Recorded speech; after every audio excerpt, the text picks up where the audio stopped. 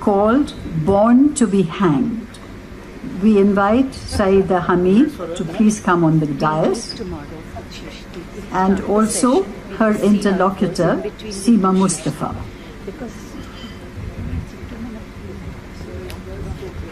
Thank you.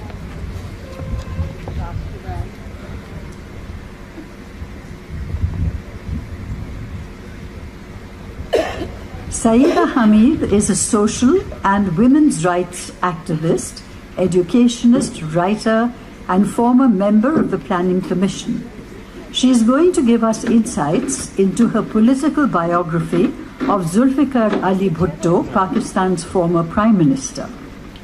Saida's interlocutor on this book, which is almost like a Greek tragedy, is editor-in-chief of The Citizen, Seema Mustafa, a digital newspaper founded by her.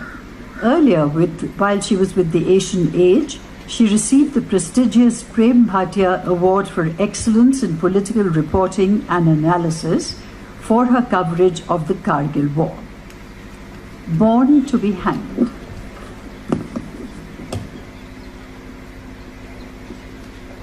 To do anything, it's working. Okay. It's also having about 50 appearances. After this answer, yeah, you can put your question down Right. So I think let me first start with you reading a little bit from your book. So would you like to do that? Yeah.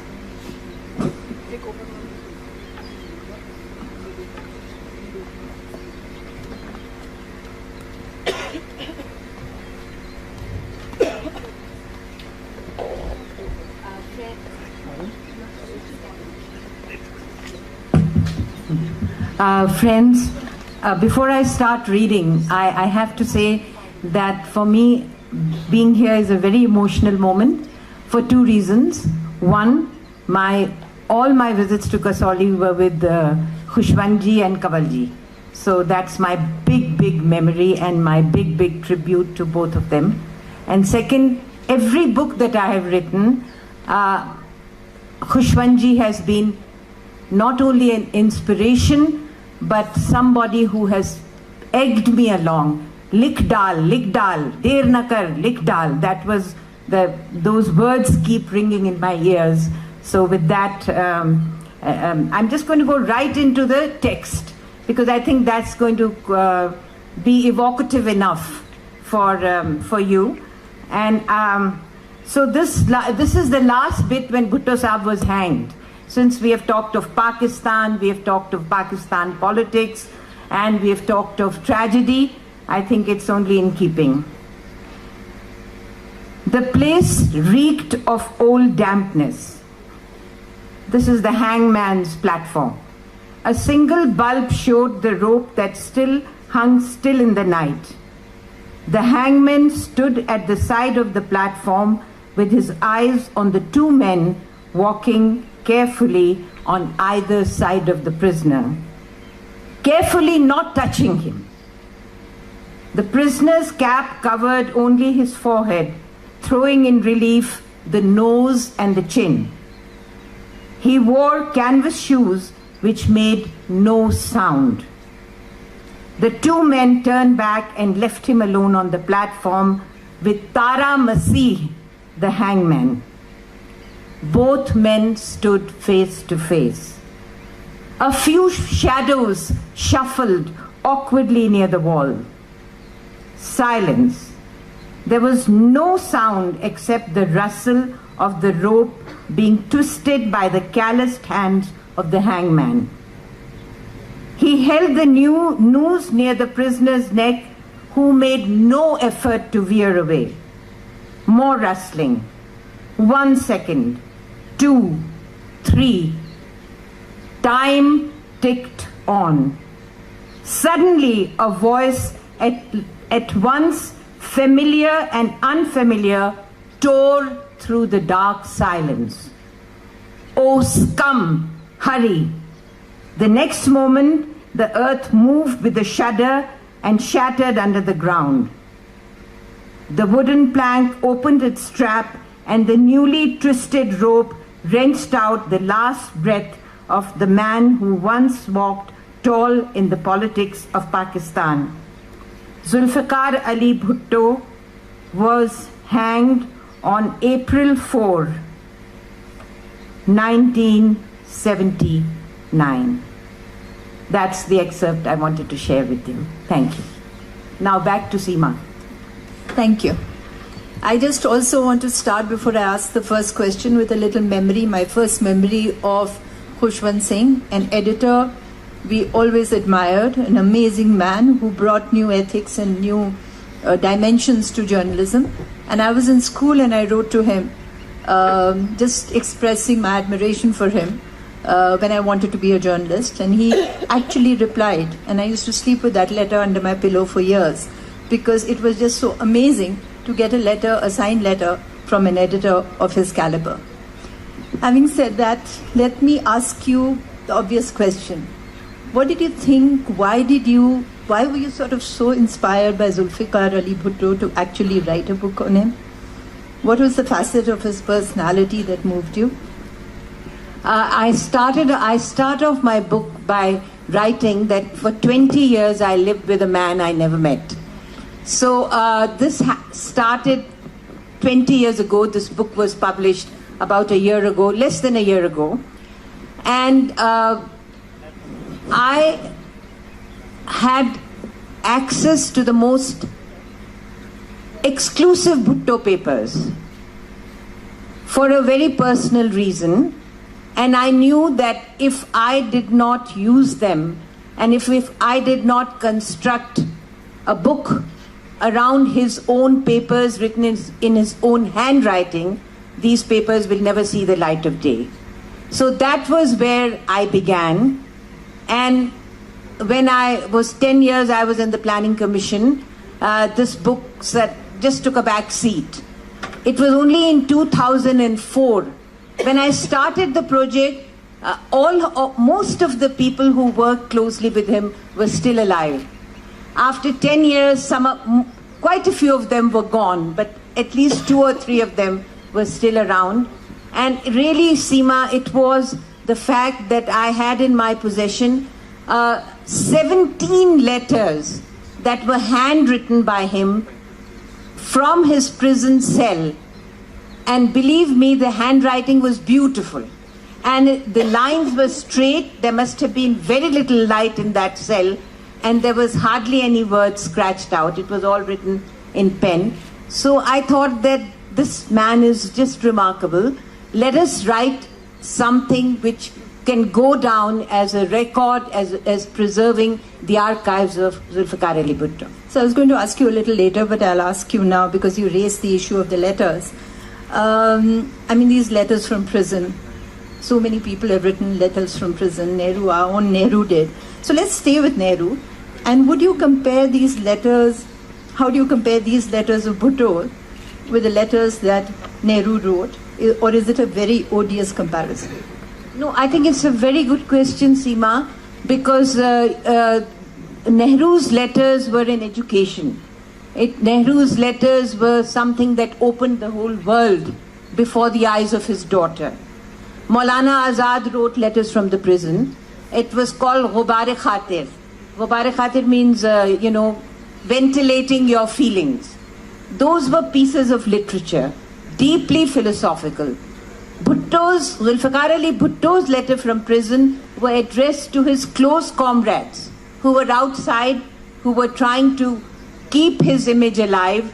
They were letters instructing them, scolding them, getting angry with them, telling them frustrating letters, philosophical letters, but only addressed to his closest of his friends who were outside the prison, whether whatever he wanted, whatever he desired, he would fire off these letters, and they were all, as you know, you have read the book so carefully, how they were smuggled out of the prison. Right. So let's talk a little bit about the personality that seems to come through what you've said or what you've hinted at.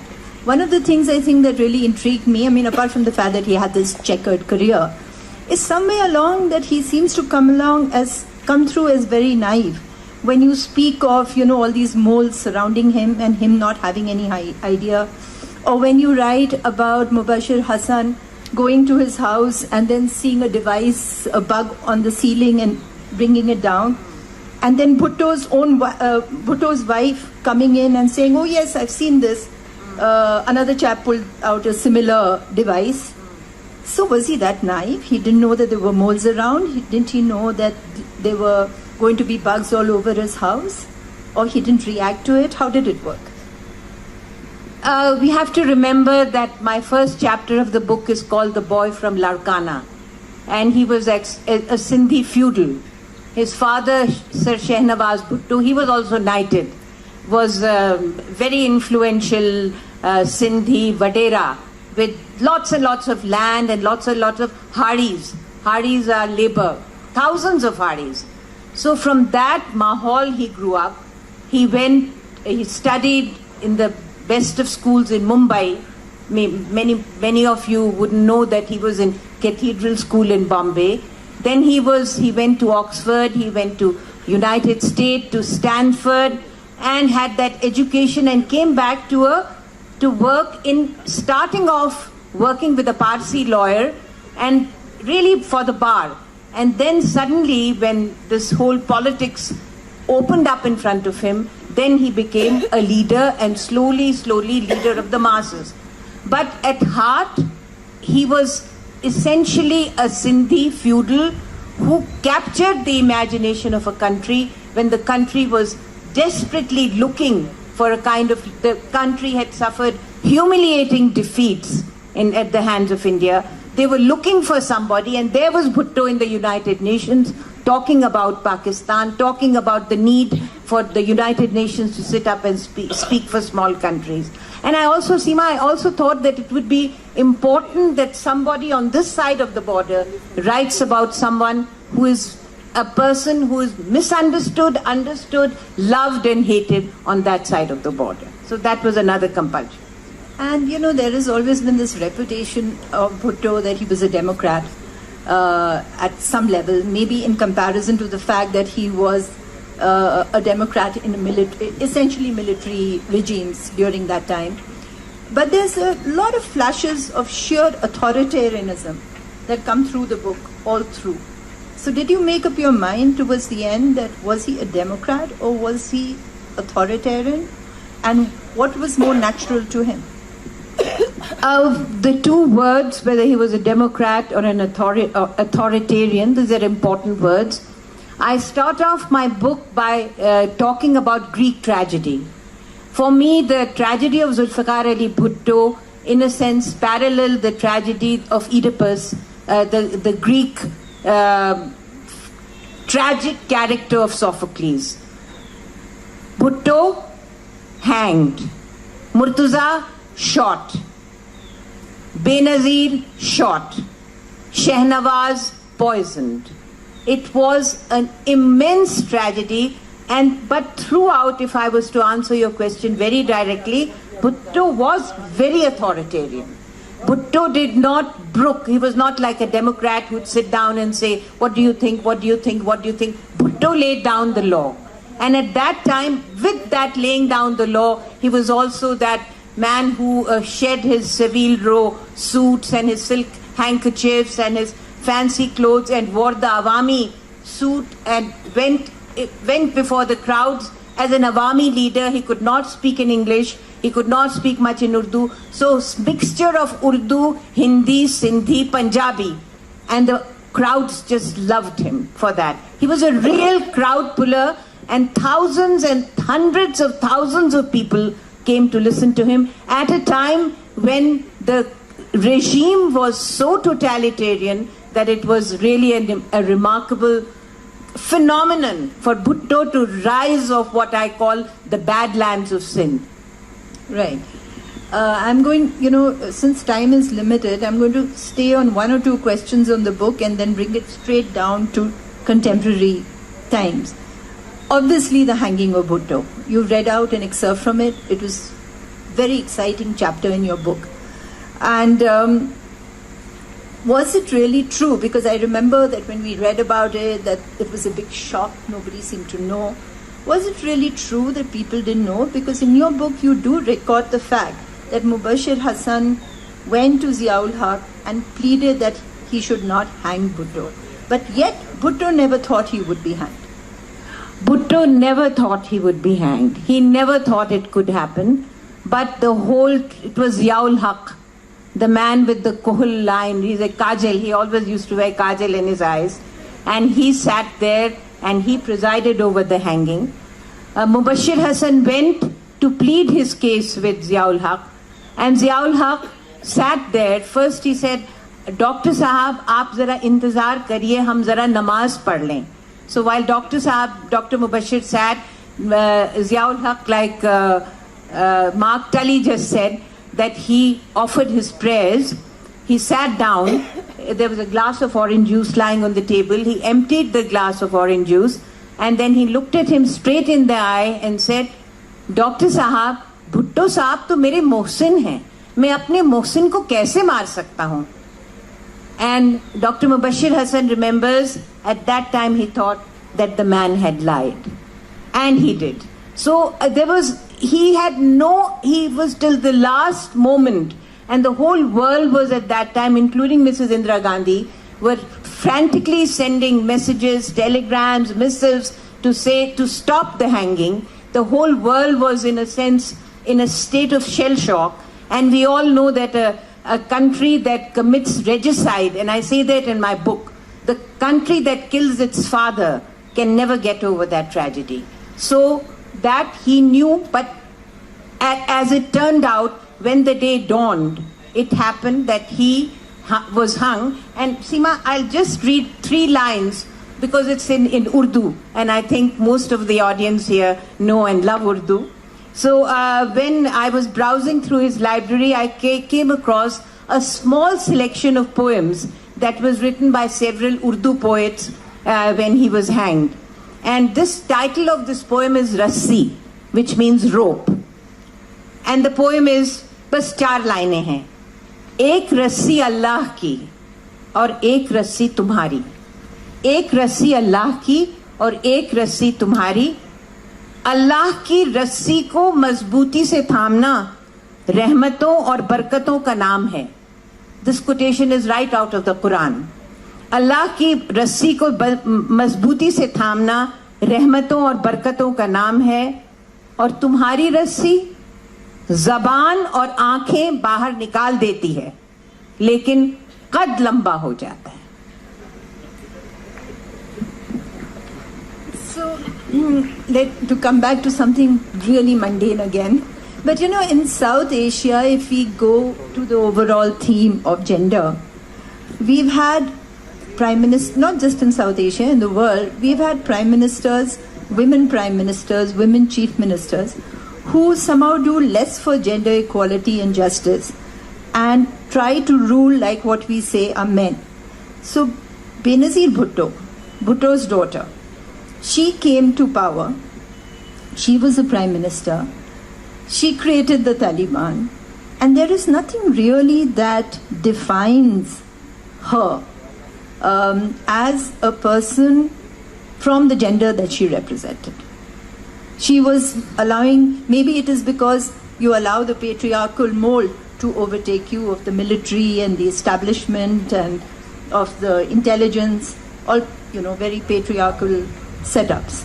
I think Benazir Bhutto is not enough has been researched or written about her. As I've also said in my book that neither Benazir nor Murtaza, not enough has been written. That is another story for another time. But Benazir did accompany Mr. Bhutto. Benazir came with Mr. Bhutto to Shimla for the Shimla Agreement. There are photographs in my book where she is featured.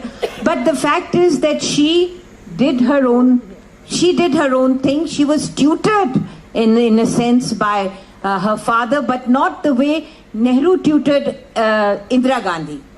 She was hanging around, but she was never tutored by him. So yes, you're absolutely right that it was not like the whole gender thing was just not there. There were some aspects of it, but that's something which has to be written up in another time. Yeah, of course.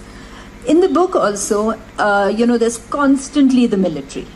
Bhutto's entire life was spent in and around military regimes, of the military controlling him, he trying to control the military, maybe because of which he was killed. But today, just earlier, there was a discussion where, on Mr. Dulat's book, where they said if the militaries talk, everything has been tried, but between India and Pakistan, if the militaries talk, something will emerge. Do you believe that? Do you believe that militaries of the two countries, if they become the stakeholders, we will get peace?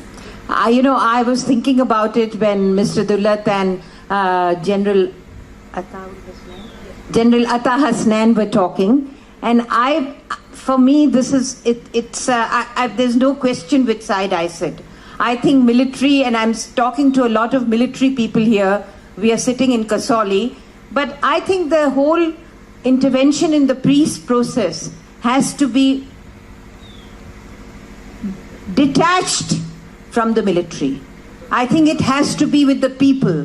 And when you talk about people to people, there are people in this audience, people who have been to Pakistan, who have been to Lahore, who have been to Karachi, and you are one of them. So we know that there is that feeling, but give it in the hands of the military, the vocabulary changes, the cadence changes, the whole inflection changes, the entire tenor of the talk changes. So that is where I come from I come from the peacenik, which is sometimes dismissed in a very cavalier manner or a dismissive way. I come from the peace lobby, where the peace has to come from people to people, from people like Khushwant Singh, from people like Kuldeep Nayyar, from people like Rajinder Sachar. These are the real peace people, and there are some people in the audience that I can see right in front of me who have stood for that. So I don't think the solution lies with the military at all, neither on this side of the border nor on that side.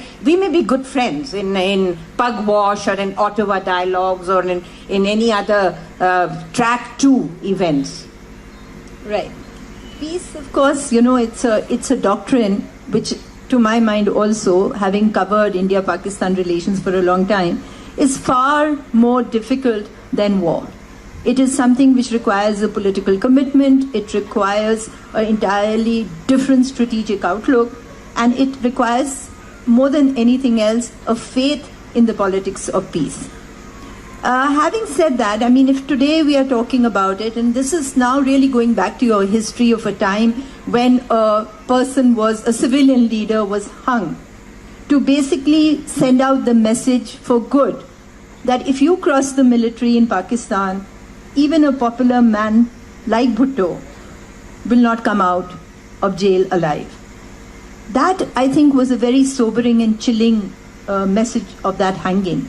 Do you think that today, now with Imran Khan and with this whole milieu of us not talking or them not talking, and this war situation of 4 years, is there a way back? Or is the peace constituency irrevocably damaged? There has to be a way forward, by maybe a way back and then a way forward. It was in 2000 when Kargil was raging that women of India took a bus of peace with 43 women across from Delhi to Lahore. And I know the bus was heckled all the way while we went from across Punjab, and 2 women's bus of peace with Asma Jahangir in the lead. They came from Lahore to Delhi, and at that time I was one of the women on that bus. At that time we had no money, so we all put our little resources together and we all paid for that bus. General Musharraf opened his door to us. He met us. And there was this young little girl from Lady Shri Ram College who was so we took a delegation of 7 to see the general, and this little girl said, this girl from Lady Shri Ram, she said, look, don't let us youth carry the baggage of the past, general. Give us a break. Give us a time for peace. So I feel that we have to, that intervention, there's so little time, but that intervention was just important because you raised the question whether we go back and we bring back that whole peace constituency, which is essentially a people to people. Anybody I talk to and I tell them, oh, I'm going next month for the Fairs Festival to Lahore. Everyone says, humko bhi le chalo, humko bhi le chalo. Because, and if I go there and I say, you know, when can you bring us to Delhi? When can we come? We want to come, the sharing, the desire is so palpable. Mani Shankar is sitting here, my good friend, who translated the most wonderful poem about a most wonderful poem about longing for India from Urdu to English, and he may refer to it, I don't know.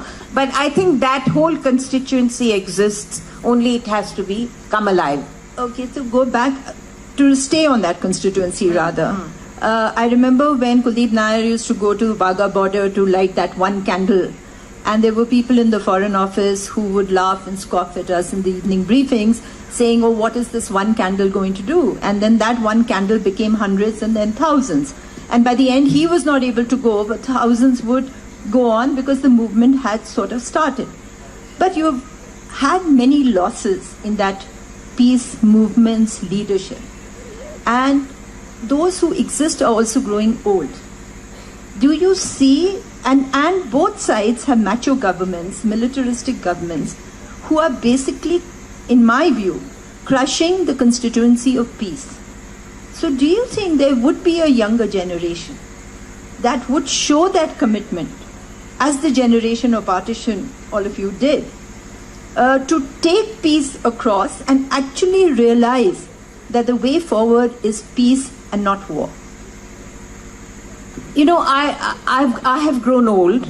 I've spent my life in this endeavor. And as you know, this year, again we went back to Wagah. Again we went back with the candles. And our eyes just searched for Asma's face, as if she was on the other side. Of course, she's gone. Nobody came from the other side because they were restricted. But there we were, and even the BSF, there was a little smile on the faces of the BSF. I hope I'm not saying something wrong here.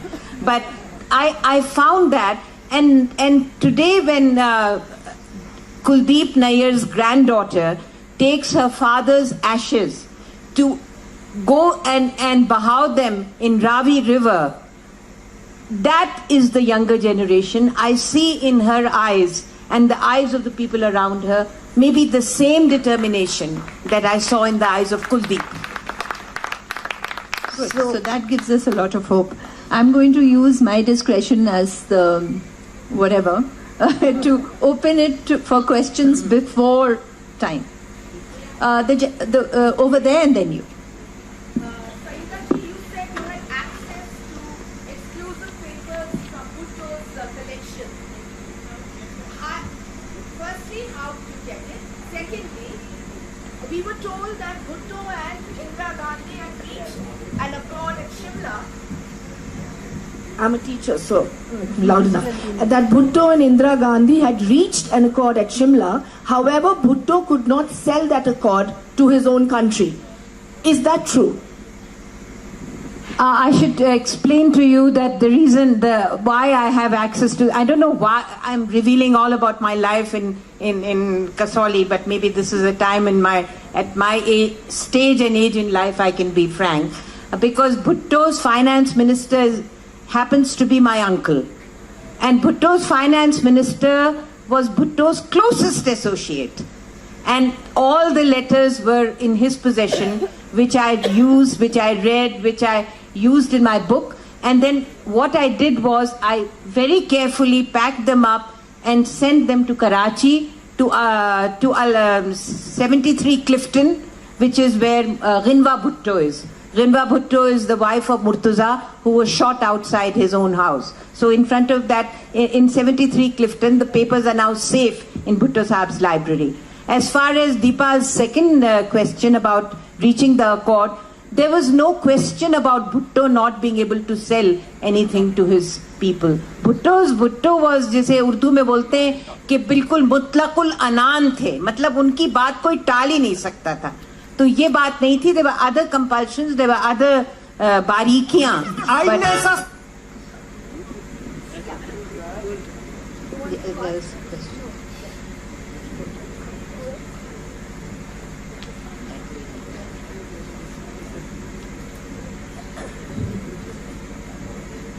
Thank you.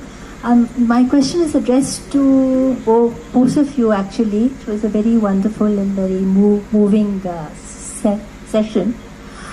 Do you know what the Pakistan Army today thinks about Bhutto's hanging? Do they justify it? Do they disown it? Or do they in their heart of hearts regret it? But then who has ever had a heart-to-heart with the Pakistan Army? That's my question. Well, I did ask this question of a couple of retired generals in Islamabad and also one of the intelligence persons. And you're right, it is something that they don't want to talk about. So this was, I got nothing but, just cursory answers. There did not seem to be, in my view, at least to the people I spoke to, that there was any particular rethinking or regret. It was taken, it's a subject, there are a lot of subjects in Pakistan that appear to be closed. And the assassinations definitely are issues that remain closed. And this seems to be one of those issues which is closed. I don't know, maybe Mr. Dullat spoke to him about this, not in the book but outside, but we could not get any information as a journalist on this. Depends on the parties. His party obviously has regret. His party has worked on that. His party has fought elections to some extent, initially on this. And the other party is not going to say anything. I haven't actually asked the other party. You want to speak? Hello. Ma'am, there is a perception that about in the backdrop of Shimla agreement, that withdrawal from territory, Pakistan territory, which we won post-71, and the release of PWs, which were held by us. Some say that that was the time to have a solution to Kashmir problem. And I remember having read very clearly, in a way, Bhutto was a very clever politician also, or a leader also. I remember his news came in the Tribune. He talked when he was leaving Lahore or Islamabad, I don't know which place. He said, "I will bring your people back." He declared that I will bring your people back. But when he came to Shimla, he never talked about the POWs. He only talked about the territory occupied, because he knew exchange of territory with the land can always take place, but exchange with the human lives cannot take place.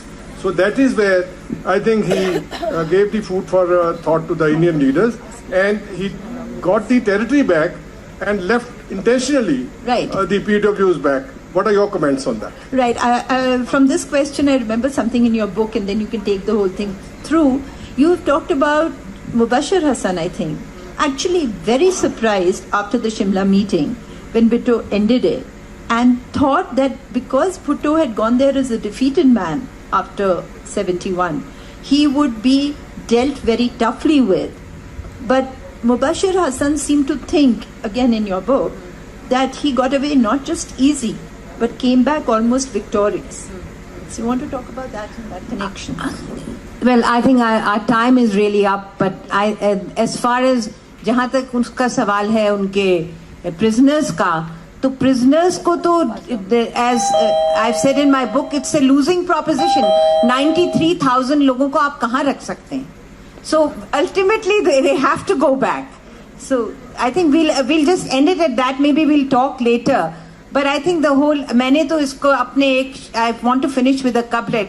After I had written my introduction, I just quoted one couplet from a poet called Sauda.